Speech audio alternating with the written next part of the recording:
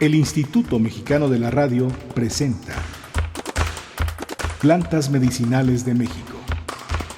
Cultura, ciencia y sociedad. Con Ricardo Reyes Chilpa.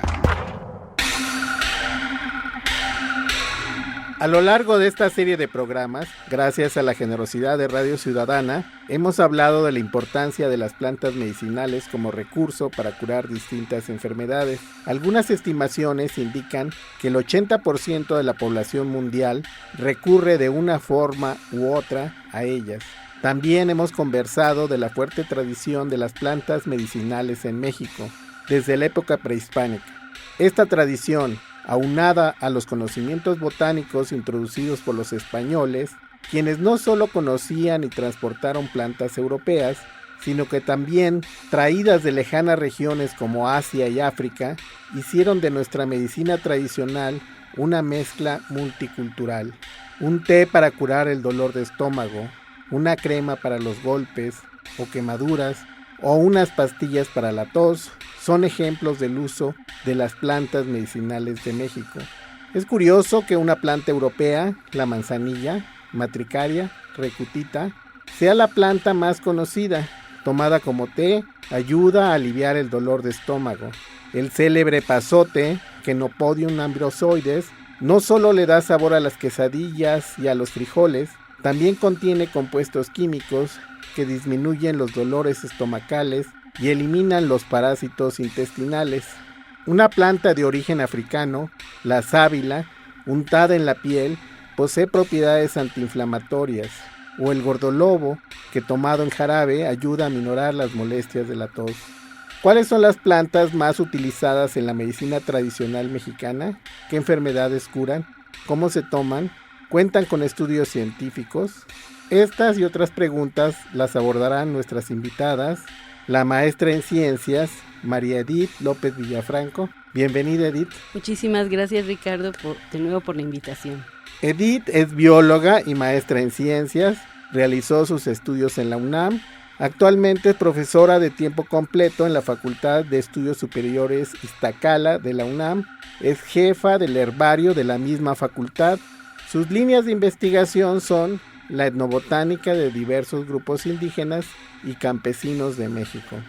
También contamos con la presencia de la bióloga Aura Montemayor Lara. Bienvenida, Aura. Hola, Ricardo, gracias por la invitación. Bueno, es un placer contar con la presencia de Aura, quien colabora día a día en la realización de este programa. Aura realizó sus estudios de licenciatura en biología en la Facultad de Ciencias de la UNAM. También cursó la licenciatura en antropología física en la Escuela Nacional de Antropología e Historia, la ENA. Realizó su tesis en el Instituto de Química de la UNAM con el tema Sustancias de plantas medicinales contra el virus de inmunodeficiencia humana, VIH. Y es autora de varias de las cápsulas botánicas y culturales que aquí se han presentado. Bueno, nuestro tema de hoy son las 10 plantas más utilizadas en México para curar. Para iniciar la entrevista, quisiera que nos comentaras, Aura, ¿cuántas plantas se utilizan medicinalmente en México? Algunos estimados hablan de más de 3,000, 3,500. Es difícil saber y como bien mencionaste por la gran tradición que tiene y toda esta mezcla cosmopolita, pero un estimado de 3,500. ¿Y la flora en México en total, cuántas plantas tenemos, Edith? Bueno, pues desde el punto de vista solamente de la flora vascular, estamos contando aproximadamente entre 25 y 30,000 especies. ¿Y qué es eso de flora vascular? La flora vascular es precisamente todas aquellas plantas que tienen conductos para poder tomar agua fuera de plantas que ya no están cercanas precisamente al agua, ¿no? Entonces es un tejido que les permitió salir a las plantas al continente. Tenemos también que hay muchas enfermedades. ¿Cuáles son las enfermedades más recurrentes, las cuales atiende la medicina tradicional, Edith? No hay un cuadro que digamos estándar para cada una de las localidades. Realmente nosotros que hemos estado estudiando diversos grupos originarios en México, pues podemos afirmar que en las zonas templadas, por ejemplo, hay recurrencia de enfermedades digestivas, respiratorias, geniturinarias. Hacia las zonas templadas principalmente se presentan de nuevo las digestivas, las geniturinarias y aparecen otros padecimientos que son los de la piel. Y en las zonas xerófilas, de manera general también. Los desiertos. En los desiertos, las zonas secas, pues obviamente ahí se van a presentar también digestivas, respiratorias y de piel. Para ellas se utilizan distintas enfermedades, pero podríamos decir que tal vez las digestivas son las más comunes. Sí, definitivamente las enfermedades digestivas aparecen en los cuadros de plantas y la recurrencia es frecuente en todo México. ¿Y cómo qué plantas son de las más usadas para trastornos digestivos? Pues mira, Ricardo, hay un sinfín, pero Edith y yo llegamos a la conclusión de que podríamos hablar de la guayaba, que además es famosísima, la manzanilla, como tú también lo mencionaste, y el epazote.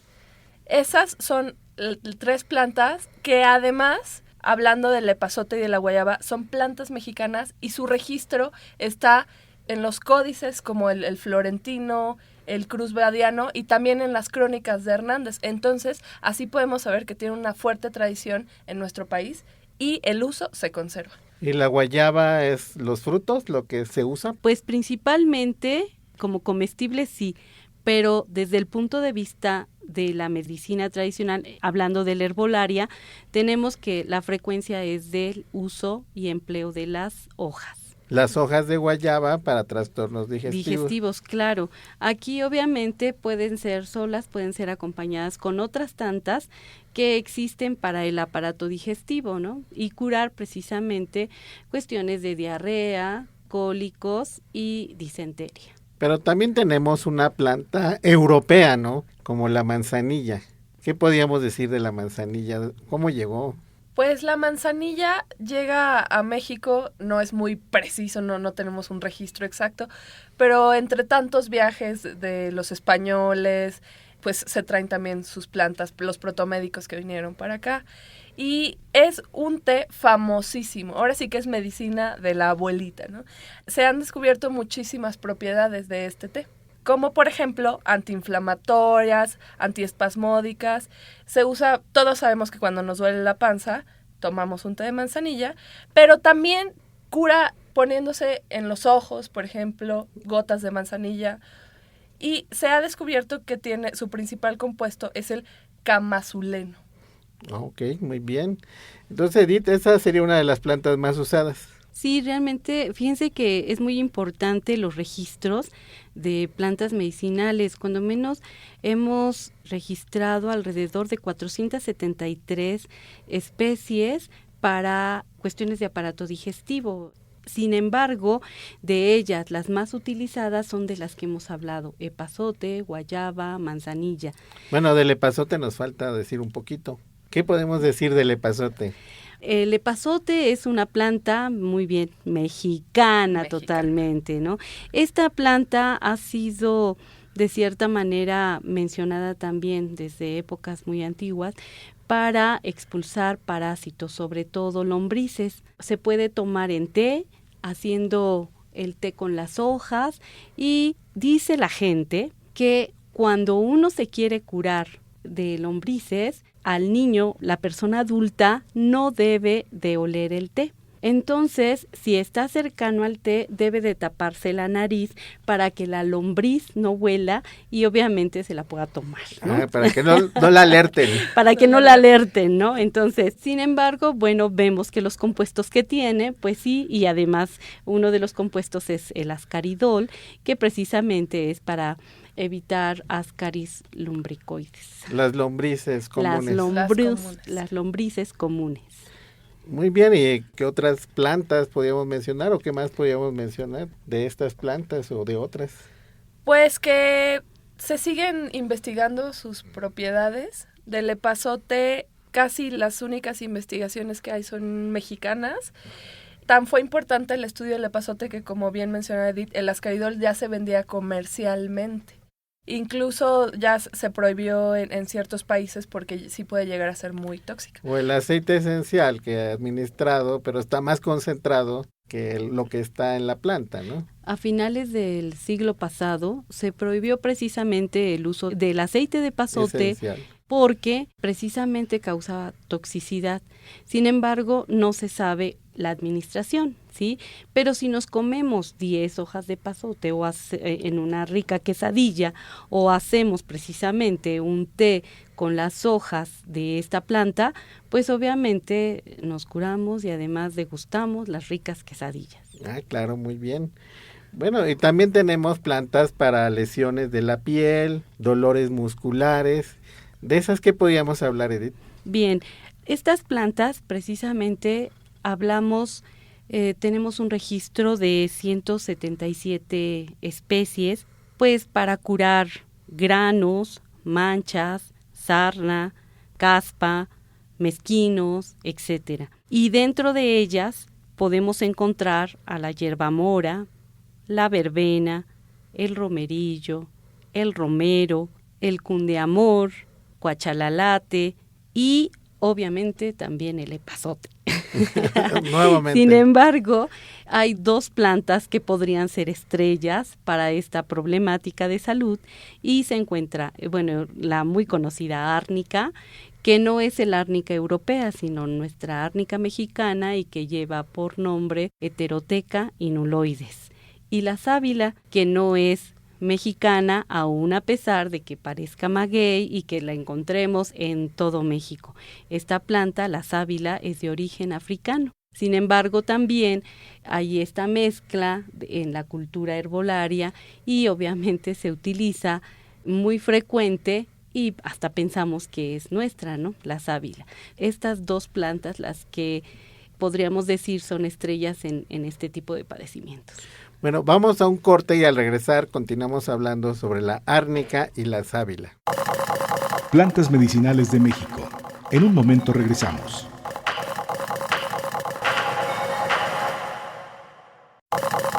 Ya estamos de regreso en Plantas Medicinales de México con Ricardo Reyes Chilpa.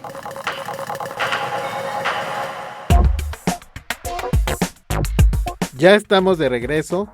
Nuestro tema de hoy es las 10 plantas medicinales más usadas en la medicina tradicional mexicana, con nuestras invitadas, la maestra en ciencias Edith López Villafranco y la bióloga Aura Montemayor Lara. Edith, estábamos hablando sobre la árnica y la sábila. ¿Cómo se usan? ¿Qué partes se usan? ¿Qué nos puedes platicar de ellas? Comencemos con el árnica, que es nuestra árnica mexicana. En este caso, el árnica, sobre todo para padecimientos de piel y todo lo que es este tipo de enfermedades, como ya decíamos, manchas, granos, etcétera, se aplican de manera local y principalmente las hojas. Entonces, para ello se hace un cocimiento o una infusión. ¿Cuál es la diferencia? En la infusión, primero ponemos a hervir el agua, después agregamos las hojas o la flor de árnica y posteriormente hierve un poco y utilizamos. Y en el cocimiento puede ser agregar la planta, al agua y que esté hirviendo constantemente. Entonces, de las 2 maneras se pueden utilizar, ya sea dando lavados, aplicando una cataplasma o bien en baños. Nos faltó un poquito la sábila antes de Claro, eso. la sábila para ello también se utiliza localmente o en cocimiento. Localmente se puede utilizar asando un pedazo de la hoja. Si por ejemplo es para granos, se puede utilizar asada, después cortamos a la mitad longitudinalmente y posteriormente ponemos en la afección esta planta. Puede ser también para desinflamar y también en grano se puede utilizar haciendo baños con esta planta. Ah, muy bien. Y en cuanto a los estudios, De la árnica han encontrado que tiene 2 compuestos principales, la lactona y la L-enalina, que al parecer son los responsables de su efecto antiinflamatorio, pero también recientemente se descubrió que tienen efectos antioxidantes, porque la árnica también muchas veces se toma. De la sábila, pues tiene miles de propiedades, pero se ha visto que tiene un compuesto que se llama aloína y es responsable por una parte del efecto laxante, que a veces también se emplea así ya que promueve los movimientos peristálticos, pero también de la cicatrización de heridas y de quemaduras. Bueno, y también tenemos ahora las enfermedades respiratorias. ¿Qué tan frecuente y qué usamos para ellas? Dentro de la herbolaria también se tiene un gran número, más de 200 especies reportadas para estos padecimientos, entre los cuales podemos tener a las anginas, la tos, ronquera, el asma, ¿no? En ellas podemos encontrar al llantén, el eucalipto, la borraja, el orégano, mercadela, tejocote, guaje sirián. Sin embargo, también dentro de las más frecuentemente utilizadas están el gordolobo y el tomillo. El gordolobo, una planta mexicana, y el tomillo, otra vez, otra invitada, ¿verdad? ¿Otra europea? Otra europea. Así es. Pero también el eucalipto. Bueno, sí, claro que sí. Pero bueno, de estas dos usadas, obviamente están estas, ¿no? Sí, podemos decir que de ellas, pues bueno, el orégano tampoco es de aquí, ¿no? Lo que pasa es que precisamente nuestro conocimiento de uso de plantas, pues está muy ligado a todas esas plantas que hablábamos al principio, que trajeron los españoles, y que realmente sí las personas las utilizaron. Y estas plantas precisamente que llegaron a México, pues las podemos reconocer porque son las que están cercanas a nuestros huertos, a nuestros jardines, principalmente. Bueno, es común que la gente que viaja, si puede, lleve sus plantas, lleve sus comidas, sus medicinas, y nos podemos imaginar a los curas, por ejemplo, o a los mismos soldados españoles trayendo semillas o cultivándolas en sus huertos, en los conventos, por ejemplo, ¿no? Sí, claro que sí. Esta historia es muy bonita y sería muy bonita conocer cada una de estas historias de plantas viajeras, ¿no? Porque se nos olvida que en los conventos, por ejemplo, había huertos medicinales, ¿no? Donde se hacía, justamente se cultivaban para tenerlas disponibles en el momento que se requirieran, ¿no? Sí, claro que sí, y principalmente las comestibles y medicinales. Y de ahí ya pasan digamos, a la cultura popular, al cultivo de la gente en sus pequeños huertos, ¿no? Sí, o hasta en sus macetas. Bueno, y entonces, ¿qué podemos hablar del gordolobo y del tomillo? Pues del gordolobo han aislado una sustancia que se llama aucubina, y esta sustancia es responsable de sus efectos expectorantes contra el asma y la bronquitis. Incluso se dice que el gordolobo se puede fumar para que llegue a esta parte del pulmón. Del tomillo, como tal, no se ha aislado una sustancia. Sin embargo, nuevas investigaciones, además de sus propiedades antimicrobianas, antiespasmódicas, también se probó contra algunos virus y ha sido efectivo contra el virus del herpes, de la influenza, no la más conocida, sino la A2, y contra la viruela. Entonces, es una planta que promete mucho y que siento que los estudios de su química se van a potencializar. Y también tenemos plantas para los nervios, para dormir. Para dormir, claro que sí. Para la ansiedad. La ansiedad, el estrés y toda esta situación que es muy característica en nosotros que estamos habitando la Ciudad de México, principalmente, o ciudades urbanas, ¿no? Sí, dentro de estas plantas realmente podemos encontrar una gran cantidad también de ellas. No tanto como las digestivas, ¿verdad? Aquí aproximadamente serían como unas 87 o un poquito más de plantas, pero entre ellas yo creo que la gente conoce la valeriana, el mirto, el zapote blanco, la flor de manita, pero más frecuente es usar las flores de azahar, la tila y los riquísimos toronjiles, ¿no? A ver, platícanos más de la flor de azahar. Bueno, la flor de azahar, son flores que se extraen principalmente de árboles de cítricos en los cuales encontramos la naranja, la mandarina, el limón, la toronja. Entonces hacen una mezcla de todas estas flores y es precisamente a lo que el compuesto llaman flores de azahar. ¿Y estas plantas de dónde vienen? Estos cítricos. Estos cítricos, pues obviamente también no son mexicanos, vienen de Asia y otras partes. Es muy frecuente que veamos en Europa, por ejemplo en España, en Barcelona, unos bellos camellones donde se planta precisamente naranjas, ¿no? Entonces los naranjos son bellísimos. Aquí en México no tenemos esta cultura de sembrar los árboles, puede ser limón, naranja, pero en los camellones principalmente tenemos otras plantas. Sin embargo, sí la gente, como también el limón es comestible, llega a ubicarlo en sus huertos o en sus jardines familiares. Bueno, son con fines ornamentales, porque Sí, la floración claro, ocurre en un momento, claro. pero aquí nos toca la floración de esta flor morada, jacaranda. Ah, sí, claro, obviamente. de la Pero bella sí, otros jacaranda. pueblos como el japonés tienen la Ujú. costumbre de sembrar árboles para ver las floraciones. Sí, claro. Como la del la cerezo, del del cerezo. sakura, que no es un coche sino un árbol. Muy Y bien. también tenemos la valeriana, pero de la valeriana nos puedes contar algo, Edith. Bueno, de la valeriana es una planta que no se utiliza como ornamental realmente. Bueno, a mí me gusta, a mí me gustan varias de las especies de valerianas. La parte aérea, porque su raíz y parte de sus tallos huele muy mal. Es una planta que tiene aroma desagradable para algunos y sin embargo estos compuestos que tiene la valeriana son muy gratos para los gatos, ¿no? Porque también les llaman hierbas gatunas a las valerianas, Pero ¿no? hay valeriana mexicana y valeriana californiana. Y bueno, también valeriana, sí, hay varias especies y también tenemos algunas mexicanas, ¿no? Hay un especialista en valeriana Roberto que es, Enciso. Roberto Enciso, precisamente, él ha hecho varios estudios de esta planta. Bueno, se ha visto que es diferente la valeriana mexicana a las importadas, que tiene características químicas diferentes, ¿no? Pero, ¿qué podríamos hablar de estas plantas para los nervios?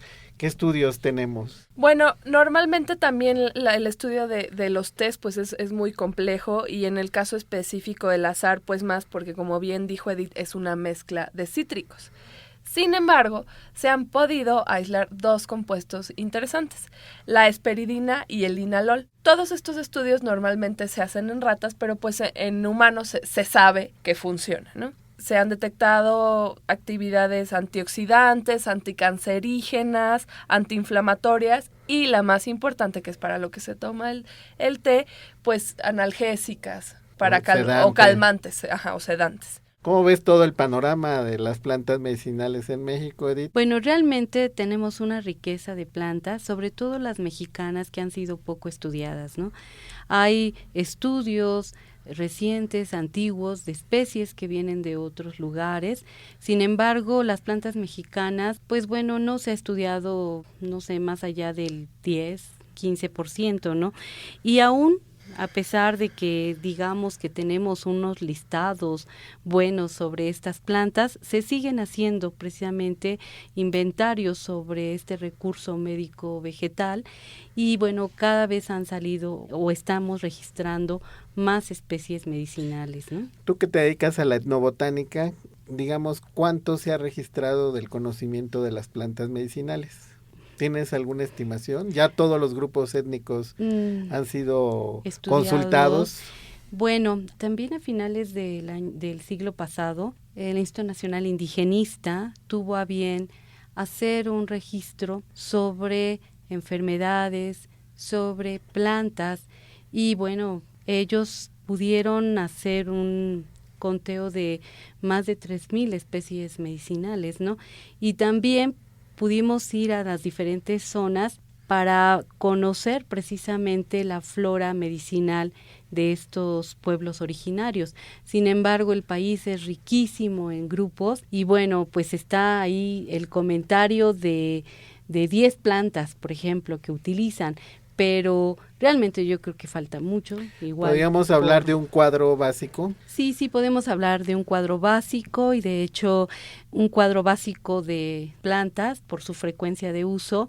Comenzó a elaborarlo la maestra Abigail Aguilar Contreras, jefa del herbario del IMSS, del Centro Médico Siglo XXI, y en el cual hay un libro precisamente de las 10 principales plantas que están siendo usadas en México y se registran precisamente por aparatos y sistemas del cuerpo humano. Entonces, ¿necesitamos concentrar los esfuerzos en algunas de estas plantas? Claro que sí, obviamente. Ya comentaba Aura en muchas de las plantas que son mexicanas, ¿no? Entonces, bueno, creo que sería muy importante seguir haciendo y además también estos programas. Sí, reuniendo, bueno, esfuerzos de diferentes especialistas, desde sí, la botánica, informar. la historia, la química, la farmacología, la clínica, para tener un uso seguro de estas plantas. Bueno, solo me queda agradecerles su participación y que hayan venido el día de hoy al programa